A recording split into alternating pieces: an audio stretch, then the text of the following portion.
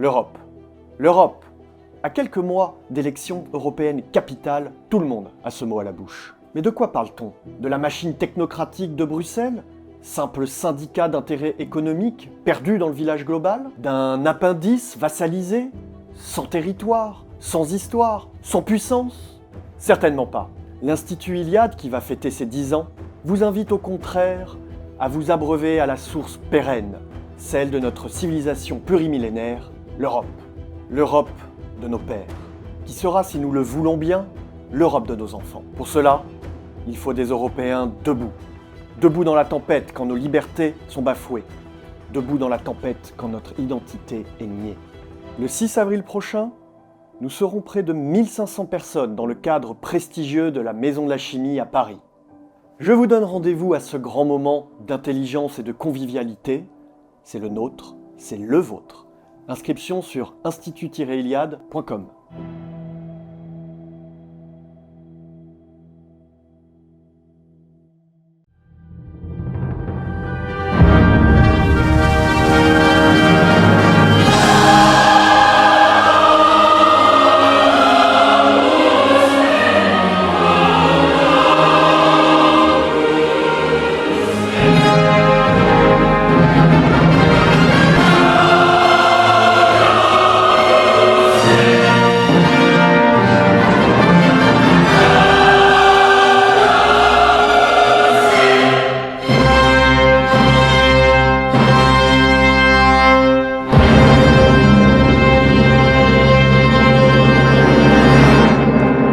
Bienvenue sur Terre de Mission, l'émission religieuse de TV Liberté, en ce dimanche 31 mars, Saint jour de Pâques. Voilà, je vous souhaite d'abord à tous, à vous, à vos familles, une sainte fête de Pâques dans la joie de la résurrection du Christ.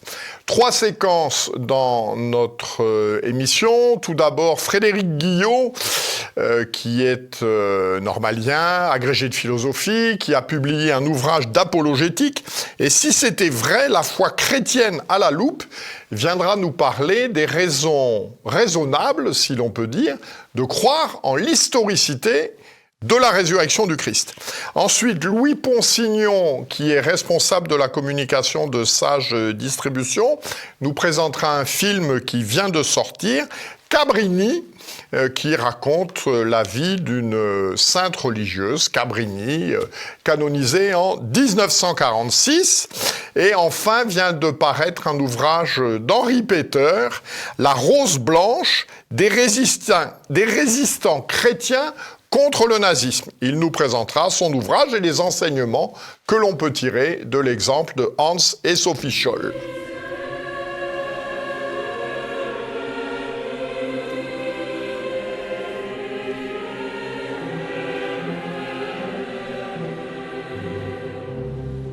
Bonjour Frédéric Guillot.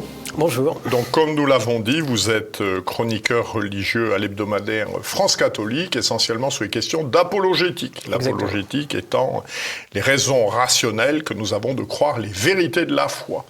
Alors, en ce jour de Pâques, quelles raisons raisonnables, si l'on peut dire, avons-nous de croire à l'historicité de la résurrection du Christ? Eh bien, nous en avons. D'abord, il faut bien définir la résurrection. Il ne s'agit pas simplement d'une survivance purement idéale de Jésus-Christ dans la tête des gens, dans leur cœur même. Parce que beaucoup ont tendu au XXe siècle à revoir à la baisse un peu ce qu'est la résurrection. Non, la résurrection, c'est vraiment la présence physiquement repérable de Jésus-Christ après sa mort. Il a vraiment été vu par des yeux humains normaux. Il n'y a rien de métaphorique, de symbolique dans cette résurrection. C'est une résurrection en chair et en os. Et comme le dit saint Paul, si le Christ n'est pas ressuscité, notre foi est vaine. Bon. Donc ça, c'est pour bien mesurer que cette résurrection est à prendre au sens propre. Ensuite, les raisons de croire en son historicité, en sa réalité, on peut les établir de la manière suivante, un peu comme le font les historiens avec n'importe quelle autre réalité. On part d'un certain nombre de faits, et puis on cherche l'explication la plus probable de cet ensemble de faits. Or, nous disposons de faits historiques concernant cette résurrection. Nous savons que le Christ est mort. Premier point. Deuxième point, et ça c'est absolument indubitable, nous savons qu'il a été enseveli dans la tombe de Joseph d'Arimathie. Il n'y a pas de doute sur ce point, la majorité des historiens le reconnaissent, on a des raisons de le penser très sérieuses. D'abord, ça nous est rapporté par diverses sources. Ensuite, Joseph d'Arimathie était membre du Sanhédrin, c'est-à-dire du tribunal qui a jugé Jésus-Christ. Et donc, quelqu'un qui aurait inventé cette histoire n'aurait pas eu l'idée de mettre un juge du Sanhédrin comme personne aidant finalement la famille à enterrer Jésus-Christ. Troisième fait absolument certain, c'est que le tombeau a été retrouvé vide par les femmes au matin du troisième jour. Et ceci est également très certain. Alors on a différentes raisons. Alors quelles sont les sources pour nous dire que c'est certain ? Eh bien, mais c'est la réflexion rationnelle sur ce témoignage. Premier point, ça nous a été rapporté par des femmes. C'est pour que ça se sache plus vite. Ah oui, voilà. Les femmes parlent, ne gardent pas les secrets. Non, mais alors, c'est une bonne raison de penser que c'est vrai. Pourquoi ? Mais parce que le témoignage des femmes, à l'époque, était considéré comme nul. C'est un fait culturel et historique de l'époque. Le témoignage des femmes était considéré comme nul. Il suffit de lire Flavius Joseph ou le Talmud pour le savoir. Bon. Alors, des affabulateurs qui auraient inventé cette histoire n'auraient pas fait dépendre ce fait du témoignage de femmes, s'ils avaient inventé une histoire. Vous comprenez ? Ça serait complètement absurde. Bon. Ce tombeau vide a également... Enfin, on en a une trace aussi dans la tradition juive, qui rapporte l'idée que le cadavre a été volé. Pourquoi ? Ça se trouve non seulement dans l'Évangile, mais aussi dans des textes juifs. Le cadavre a été volé parce que le tombeau a été retrouvé vite. C'est pour ça que cette histoire a surgi assez rapidement. Et comme il s'agissait du tombeau de Joseph d'Arimathie, et c'était un tombeau connu, et il n'y a pas de risque d'erreur, enfin, les femmes ne se sont pas trompées de tombeau, si vous voulez. Si c'était arrivé, on aurait prouvé dans l'heure ou dans le surlendemain qu'elle s'était trompée et qu'il était toujours dans le tombeau, il n'y aurait pas eu de problème. Donc, ce tombeau vide est un fait. Ensuite, il y a les expériences très frappantes qu'ont faites un certain nombre d'apôtres, enfin de disciples, à savoir des expériences d'apparition. Elles sont présentes et rapportées par de multiples sources aussi. De quoi s'agit-il ? À ce stade de l'enquête, on ne peut pas dire « c'est sûr, ça y est, ils l'ont vu réellement ». Mais ce qui est sûr, c'est qu'ils ont eu des expériences très fortes, puisqu'elles ont amené des gens qui étaient tombés au fond de la dépression, évidemment, enfin en tout cas du désespoir, après la mort de leur Messie. Oui, on le voit avec les deux disciples d'Emmaüs, voilà. Ils n'ont pas trop le moral. À se retourner complètement, c'est normal. Imaginez, vous pensez que quelqu'un est le Messie, avec toute la charge que ça a dans la religion juive, et puis ce Messie, finalement, n'accomplit pas du tout ce qui était prévu, dans l'idée qu'il se faisait d'un Messie, en tout cas, et meurt. Bon, c'est la catastrophe. Et ils se retournent et sont pris d'un zèle missionnaire extraordinaire, puisqu'ils vont périr en martyrs, quasiment tous, en proclamant une seule chose, Jésus-Christ est ressuscité. Bon. Alors, tout ça, ce sont des faits, je dis que ce sont des faits historiques. Un tombeau vide, des expériences que l'on ne qualifie pas plus, mais qui sont des expériences d'apparition, des expériences psychologiques en tout cas très fortes, et le passage du désespoir aux ailes missionnaires. Comment on peut expliquer ces faits ? Quelles sont les meilleures hypothèses explicatives ? Alors, on peut en passer en revue, si vous voulez. On peut se dire, c'est peut-être un vol de cadavres. Effectivement, on peut prendre l'hypothèse qui a été faite par certains. Mais alors, admettons alors un vol de cadavres, mais par qui ? Par des ennemis de Jésus-Christ ou par des amis ? Ou alors par de simples voleurs, pilleurs de tombes ? On peut les examiner les unes après les autres. Des ennemis, écoutez, si des ennemis qui craignaient par exemple qu'un culte se développe à l'entrée de la tombe avaient volé le cadavre, et ils auraient rapidement, voyant que finalement ça créait plutôt un mouvement qui allait devenir le christianisme, dire attendez, bon, en fait, on l'a, il est là. Bon, c'est pas très plausible, d'autant que les ennemis, si je puis dire, c'était non seulement le Sanhédrin, mais aussi les Romains qui avaient posté des soldats. Enfin bon. Alors des amis, bon alors là c'est complètement absurde, c'est-à-dire si les apôtres ont volé le cadavre, il faudrait supposer qu'ils voulaient inventer une histoire pour mourir pour des choses qu'ils pensaient fausses. Mais on ne meurt pas pour des choses que l'on sait fausses. On peut mourir pour des choses fausses, ça, on en voit. Oui, mais on les croit vraies. On les croit vraies. Mais alors des gars qui auraient inventé une histoire pour le simple plaisir ensuite de mourir pour ces inventions, ça ne tient pas debout. Bon, donc cette histoire de vol ne tient pas bien. Alors on peut ensuite, donc cette histoire de complot, si vous voulez, ne marche pas. Alors après, les expériences psychologiques très, très fortes. De quoi s'agit-il ? On pourrait dire que ce sont des hallucinations. Ils ont eu des hallucinations. Bon, alors très bien, mais il s'agit d'hallucinations concernant pas mal de monde. Or, les hallucinations collectives, ça n'existe pas. Une hallucination est individuelle. Ça, c'est une donnée de la psychiatrie. Alors, admettons, plusieurs hallucinations individuelles, mais elles concernent des individus précisément qui sont dans des positions très différentes les uns des autres par rapport à Jésus. Vous avez des amis. Alors, vous avez Pierre, par exemple. Bon, très bien. Pierre, Paul, un ennemi. Jacques, un familier, mais qui était sceptique. La famille de Jésus, on le sait aussi, ne croyait pas à la messianité de Jésus. Bon, ces trois personnes, pour ne prendre qu'elles, sont dans des situations psychologiques très différentes. Donc, elles n'ont pas la même aptitude à avoir des hallucinations au sujet de Jésus. Admettons, on pourrait dire que Pierre, par un sentiment de culpabilité et un travail de deuil difficile à faire, pourrait à la limite être sujet à l'hallucination. Mais alors Paul et Jacques, on ne voit pas. Quant à des hallucinations d'un tel type, avec un tel sentiment de réalité, elles ne concernent, normalement dans la psychiatrie, que des fous alliés, si vous voulez, des psychotiques. Mais très inadaptés socialement, etc. Il faut quand même se représenter la teneur de l'hypothèse. Or, ni Saint-Pierre, ni Paul, ni Jacques ne sont des psychotiques inadaptés socialement. On a leurs œuvres, en tout cas même les trois. Oui, voilà. Bon, ce sont des organisateurs, ce sont des orateurs, ce sont... Alors, nous sommes malheureusement pris par oui, alors j'en temps. viens. Si vous voulez, les hypothèses explicatives sont...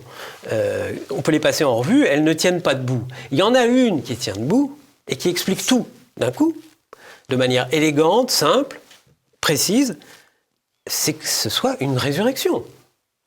Alors là, vous me direz, oui, mais une résurrection, c'est pas possible, scientifiquement, ça n'existe pas. Certes, scientifiquement, ça n'existe pas, on est bien d'accord. C'est pourquoi ça s'appelle un miracle. C'est le miracle principal du christianisme. Or, les miracles ne sont pas impossibles si Dieu existe. Or, Dieu existe. Nous avons bonne raison par ailleurs de le penser. Oui. Donc, c'est la meilleure hypothèse explicative de l'ensemble des faits. Et encore une fois, quand on a des effets, il faut des causes adéquates. Les Juifs, un grand nombre de Juifs, disons, ceux qui allaient devenir donc chrétiens, ont aboli le Shabbat pour passer au dimanche. Que s'est-il passé pour qu'ils aillent mourir pour cela ? Il faut des causes suffisantes. Je pense que la cause suffisante, c'est pas une histoire de complot qu'on aura ourdi pour inventer une histoire fausse, pour mourir pour cette histoire fausse. C'est qu'il s'est passé la résurrection. Merci beaucoup de toutes ces précisions tout à fait passionnantes. Donc je renvoie nos téléspectateurs à votre ouvrage d'apologétique publié, mais vous en avez un en préparation, vous m'avez dit. Et si c'était vrai, la foi chrétienne à la loupe, par Frédéric Guillot, dans la collection Apologétique, chez l'éditeur Marie de Nazareth. Merci beaucoup. C'est moi.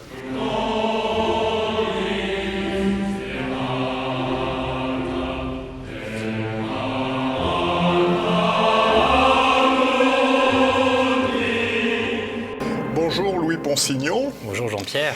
donc est visible depuis le 20 mars dernier dans les salles de cinéma, un film intitulé Cabrini, que Sage Distribution distribue, et qui retrace la vie de sœur Francesca Cabrini. Exactement. C'est donc une histoire vraie. Alors, quelle est cette histoire, d'abord ? Alors, c'est l'histoire incroyable d'une Italienne qui est née en 1900, au 19e siècle en Italie, en Lombardie, et qui est ensuite partie à New York pour vivre une aventure assez incroyable. C'était une religieuse qui voulait être missionnaire, et c'est devenu la première sainte des États-Unis d'Amérique. Donc pendant tout le film, on retrace toute son histoire, tout son parcours. Comme je vous disais, il est assez incroyable parce que, en fait, elle devait, au début de sa vie, probablement ne jamais devenir religieuse. Les médecins l'annonçaient mourante dès son plus jeune âge. Et en fait, elle a traversé toute une série d'obstacles pour finalement créer en fait un empire de l'espérance, puisque tout au long de son chemin, elle a semé plus de 60 orphelinats, écoles, hôpitaux aux États-Unis et dans le monde entier, grâce à son furieux courage, à son envie d'entreprendre, et surtout, je pense qu'elle avait cette étincelle au fond d'elle qui lui a donné envie de mettre le feu au monde. Et elle a réussi à convaincre le pape, les autorités ecclésiastiques, le maire de New York, toute une série de personnalités importantes pour son projet qui lui tenait à cœur depuis toute petite, parce que c'est la dernière d'une famille nombreuse et elle avait ce rêve, devenir missionnaire et transmettre sa foi dans le monde entier. Alors, que nous dit ce film de la place des femmes dans l'Église, indépendamment du côté un peu féministe que l'on ressent parfois ? Alors c'est une bonne question parce que effectivement, je pense que le réalisateur a voulu montrer toute la personnalité de cette femme, tout son courage et également certaines réticences des autorités ecclésiastiques à lui faire confiance. Il faut quand même rappeler qu'à cette époque-là, fin du 19e siècle, il n'y a encore aucun ordre missionnaire fondé par une femme. C'est la première à la lancer en Italie, donc son évêque lui dit « si vous voulez y aller, débrouillez-vous ». Et donc, il a fallu qu'elle convainque le pape quand même. Elle s'y est pris à 12 reprises, 12 fois pour pouvoir arriver finalement à avoir son accord. Et alors, ce qui est intéressant, c'est qu'elle voulait partir en Orient, en Chine. Elle avait ce désir d'évangéliser cette terre-là. Et le pape lui a fait comprendre que sa place était plutôt à New York, auprès de la population italienne, de ces milliers d'immigrants qui arrivaient à Manhattan, dans la petite Italie. Et c'est en fait assez beau de voir que dans son parcours, elle a accepté de se laisser éclairée, bougée par le pape pour arriver à apporter plus de fruits. Et donc voilà, elle s'est un peu détachée de son projet personnel pour faire confiance à l'autorité de l'Église. Donc c'est un film qui n'est pas complètement tranché, je trouve, et qui est assez équilibré quand même, et qui présente une femme vraiment forte, mais qui sait aussi écouter les conseils, notamment celui du pape Léon XIII. Alors, quel est le message spirituel de Sainte Francesca Cabrini, puisqu'elle a été canonisée en 1946 ? Eh bien, je crois que c'est sa devise. Elle aimait dire cette phrase, vous savez, de l'apôtre Paul dans la lettre aux Philippiens, « Je peux tout en celui qui me rend fort ». Donc, pour une jeune femme qui avait peur de l'eau, qui était malade et qui devait mourir, réussir à faire ce qu'elle a fait, donc construire cet empire de l'espérance, il lui fallait une force divine. Et les spectateurs le remarquent assez facilement, en tout cas ceux qui sont chrétiens. On ne peut pas dire que sa force est uniquement naturelle. Et je pense que c'est ce qui fait que ce film nous donne une bouffée de fraîcheur et d'énergie. Et je crois qu'on en a besoin de cette flamme, de cette énergie. Et ce film est vraiment inspirant pour tout ça. Alors, qu'est-ce qui vous a le plus touché dans ce film, justement ? Je pense que c'est d'abord son courage extraordinaire, sa persévérance, puisqu'à aucun moment elle ne baisse les bras. Ah oui, ça, elle est tenace. Ça, on peut le dire. Il faut aussi voir que sa maladie l'a empêchée probablement de faire tout ce qu'elle voulait faire. Donc on voit qu'elle s'adapte aussi aux situations, aux aléas de la vie. Mais elle ne lâche jamais son projet, son désir. Et je crois que le réalisateur Alejandro Monteverde a voulu aussi, grâce aux belles images et à la bande-son, nous emmener, nous faire voyager pendant 2h20 quand même, à travers le temps et l'espace. dans un film qui nous donne vraiment envie de nous lever, comme le dit le pape François, sortir de nos canapés et de nous engager pour la mission, pour les autres. Alors, quels sont les premiers retours du public, des critiques, et puis comment voir ce film? Alors, chacun décide de voir ce qu'il veut, évidemment. Heureusement encore aujourd'hui. Donc, on a effectivement un très bon retour du public chrétien qui découvre déjà cette personnalité qui est encore peu connue en France, Cabrini, et qui, en fait, il voit une femme extrêmement inspirante, qui rappelle une mère Teresa, une femme aussi assez humble, qui est capable de aussi s'effacer quand il faut. Et Enfin, elle s'efface, mais elle revient toujours à la charge. C'est ça. Bon, il y a aussi des personnes qui ont pu trouver qu'il y avait quelques longueurs ou qui ont été peut-être gênées par certains partis pris, mais je crois que le réalisateur Alejandro Monteverde, qui a déjà produit Sound of Freedom, qui avait fait beaucoup de bruit il y a quelques années. Que nous avions reçu dans cette émission. Voilà. Il a décidé, je pense, dans ses derniers films, de ne pas nous laisser indifférents. Et je peux vous assurer que si vous allez voir ce film, vous n'allez pas en sortir indemne, entre guillemets, vous l'aimerez ou vous la détesterez peut-être. Oh, détester, non, moi j'ai beaucoup aimé. Alors, comment on fait pour savoir où il passe? Eh bien, vous allez sur Sage Distribution, le site internet, et vous pourrez trouver des séances proches de chez vous ou sur Allociné, tout simplement, vous trouverez également toutes les séances disponibles. Voilà. Bien, merci beaucoup. En tout cas, moi, j'ai beaucoup apprécié le film. C'est vrai que c'est un peu long, 2h20, qu'il y a des effets, un peu de musique, qui donne une certaine, un ton un peu particulier, mais c'est du très bon cinéma. Ce sont de beaux sentiments, puis c'est une femme tout à fait attachante. Merci beaucoup. Merci d'avoir accueilli, Jean-Pierre.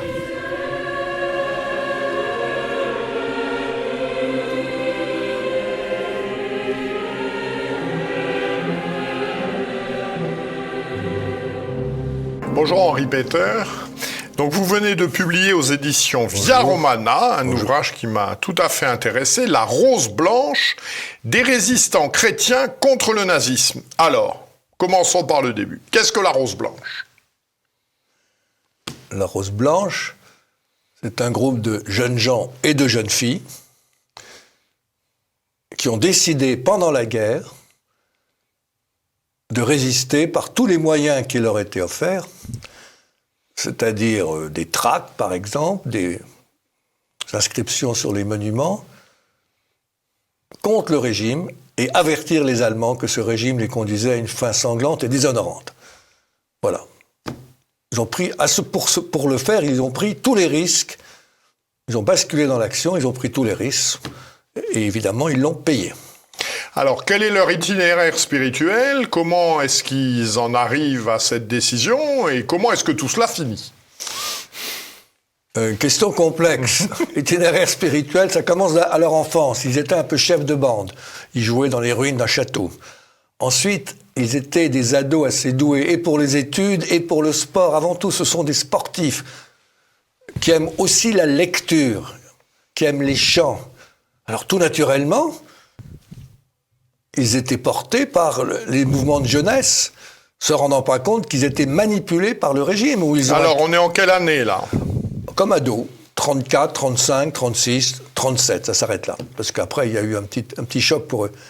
Donc, ils se sont précipités dans les mouvements de jeunesse où ils étaient des leaders et ils attiraient plein de gens. Hans descendait d'un arbre à toute allure, Sophie se baignait dans l'eau glacée. Ils faisaient des randonnées, ils chantaient, pas forcément des chants allemands, des chants populaires de tout pays. Jusqu'au jour où ils ont été arrêtés, en 1937, et se sont rendus compte que c'est pas la jeunesse qui conduit la jeunesse, comme on leur disait, ça c'est d'actualité, mais la jeunesse est conduite et manipulée. Alors là, une période de réflexion, de distance. Et puis, ils avaient des petits copains qui étaient qui étaient parfois, je dis pas tous, une bêtise, qui étaient parfois catholiques, et ceux-là étaient dès l'âge de 13 ans hostiles au nazisme. Hostiles, ils ne voulaient pas. Otto Eichler allait avec des prêtres très jeunes, à 15 ans, dans des réunions anti-nazis. Et ses copains, ce qui se passe dans les bandes, Ing était tombée amoureuse du copain. Finalement, Ing, c'est une des sœurs. Oui, Ing, c'est la grande sœur, qui n'a pas participé à ce mouvement, mais qui a joué un rôle. Et connaissant la sœur, il connaissait le frère. Et petit à petit, ils ont accéléré leur mutation, leur changement, et leur ont fait rencontrer ce qui avait de la fine fleur du catholicisme allemand, qui était terré chez elle, non pas par le Covid, mais par le régime. Le régime savait très bien que ces intellectuels, Theodor Acker, Karl Muff, étaient hostiles, mais ils ne pouvaient pas mettre tout le monde en camp de concentration. Il y en avait déjà pas mal d'Allemands. Aussi, il y a eu 300 000 Allemands en camp de concentration. C'est un peu oublié, ça. Enfin bon, je suis pas... Et ce qui s'est passé, c'est que ces professeurs, qui étaient surveillés, bien sûr, par le régime, les ont fait lire non plus simplement Stefan Zweig, non plus simplement Rilke, mais saint Thomas d'Aquin, mais Newman. Et à leur contact, Bernanos, le grand curé de campagne, qu'ils ont lu avec beaucoup d'attention dans un camp de vacances à 2000 mètres d'altitude, à la lueur d'une chandelle, et qui les a marqués profondément. Voilà ce prêtre, quel courage il a. Et nous, qu'est-ce que nous faisons? Leur lecture, leur foi, retrouvée à la lueur de tout ça, les a radicalisés. Et c'est quand même intéressant à observer.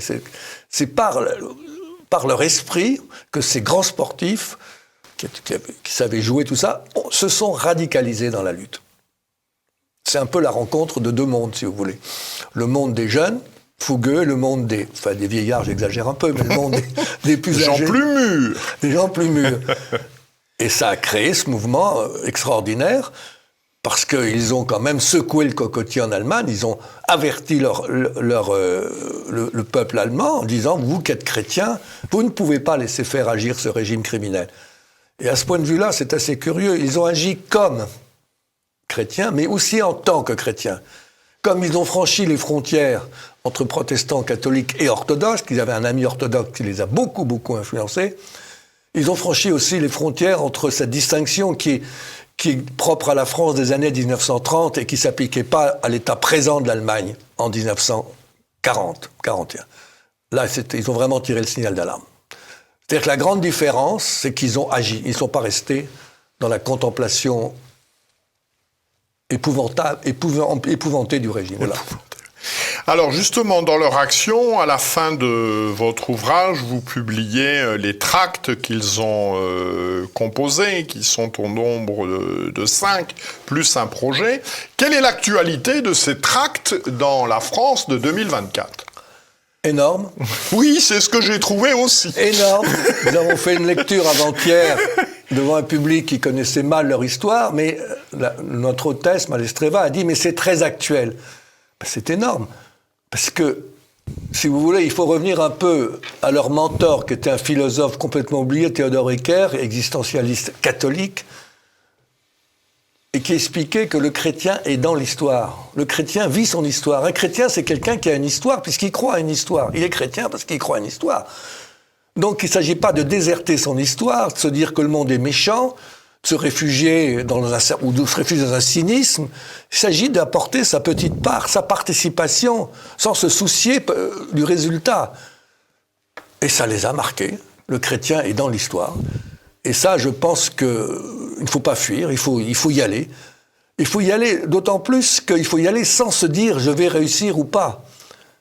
Il s'agit de témoigner en tant que chrétien. Il ne s'agit pas de demander l'autorisation à ses parents, à la grande sœur. Il ne s'agit pas de demander l'autorisation aux évêques, qui étaient bien embêtés à l'époque, parce que la situation était très, très délicate pour eux. Il s'agissait d'y aller. Il s'agissait de s'engager, pas au sens sartrien peut-être, mais s'engager en fonction de valeurs supérieures, de ce qu'on appelle la loi naturelle, de la conscience écho de Dieu. Parce que voilà, Newman leur a beaucoup apporté là-dessus. Newman, enfin, leur mentor Theodor Ecker, qui leur a fait lire Newman, mais il lisait aussi Saint-Augustin, il lisait aussi Saint Thomas d'Aquin, excusez-moi, puisque Hans a beaucoup réfléchi sur le régicide. Je ne vous dis pas de ses conclusions. Mais donc, il lisait, et il prenait au sérieux leur lecture. C'est un monde qui les habitait et qui les a fait vivre. Enfin, qui les a fait agir, excusez-moi, vivre bien sûr, mais agir. Et quand j'ai fait ce livre, j'ai vécu avec eux revécu avec eux ma jeunesse, qui n'était pas aussi brillante, etc. Mais j'étais content, j'étais comme avec un grand frère et une petite sœur qui vivaient malgré des difficultés que je vous laisse deviner. Alors, l'œuvre de Hans et l'action de Hans et Sophie Scholl a été surtout connue, médiatisée ces dernières années par le film Sophie Scholl, Les Derniers Jours. Alors, est-ce que ce film est fidèle à la réalité historique ? Oui, il est je dirais il est excellent un petit peu parce il raconte bien l'interrogatoire. Il se sert des archives qu'on a exhumées après la chute du mur de Berlin. Il a fallu la chute du mur de Berlin pour qu'on exhibe les archives qui étaient à Berlin-Est. Et à ce point de vue-là, le film est extraordinaire parce qu'on voit bien que Sophie meurt dans la lumière. On voit bien qu'elle répond au commissaire de police nazi qui lui dit « mais c'est pas bien ce que vous avez fait pour l'armée ». Il joue le patriotisme, c'est une fausse conception du patriotisme, et elle lui répond tranquillement « non, non, je continuerai, je commencerai ». C'est-à-dire qu'on voit bien que c'est l'affrontement du spirituel, d'une métaphysique, à un monde qui a perdu le sens. Et c'est un film qui se termine dans la lumière. Ils ont eu la prison de Stadalheim, tout le monde priait pour eux, croyant ou non. Alors le film est très bon, mais je dirais il manque quelque chose, il manque tout ce qui s'est passé avant. Oui, le film commence quand il distribue les tracts quasiment à l'arrestation. Ben évidemment, mais enfin avant, il y a une sacrée évolution. Ben c'est ce qui explique oui, un sacré changement, qui font penser aussi à chacun de nous. On a tous un peu, j'espère, évolué dans la vie en fonction des rencontres que nous avons faites. Enfin, donc le film est bien, mais il ne faut pas oublier qu'il y a eu un côté d'approfondissement de leur foi à la lueur des événements qui est un peu oublié aujourd'hui en Allemagne par certains. Alors, je vous remercie beaucoup de ces explications. Donc, je renvoie nos téléspectateurs à votre ouvrage, Henri Peter, La rose blanche des résistants chrétiens contre le nazisme. Et puis également, en complément, j'avais lu ça il y a quelques années, Hans et Sophie Scholl, Lettres et carnets. C'est-à-dire que là, on reprend tout ce qu'ils ont écrit, alors que dans l'ouvrage que vous faites, il y a ce qu'ils ont écrit, mais également des développements autour, racontant ce qui se passe, etc. Voilà, les deux sont tout à fait intéressants. Oui, je suis parti du premier livre et après, on a fouillé d'autres lettres, voilà, vous avez raison. Voilà, merci beaucoup. Donc cette émission s'achève. Je vous souhaite à tous une bonne fête de Pâques. On me demande de vous annoncer l'organisation d'un pèlerinage au Luc-sur-Boulogne. Donc le 27 avril prochain avec le Père Argouache. Donc un pèlerinage qui aura lieu de la Chaboterie, donc la maison de Charette, où Charette est mort, au Luc-sur-Boulogne. Voilà, je vous souhaite donc une bonne semaine. Nous nous trouverons la semaine prochaine. D'ici là, que Dieu qui est Père, Fils et Saint-Esprit nous garde. Bon dimanche et bonne fête de Pâques à tous. Merci beaucoup.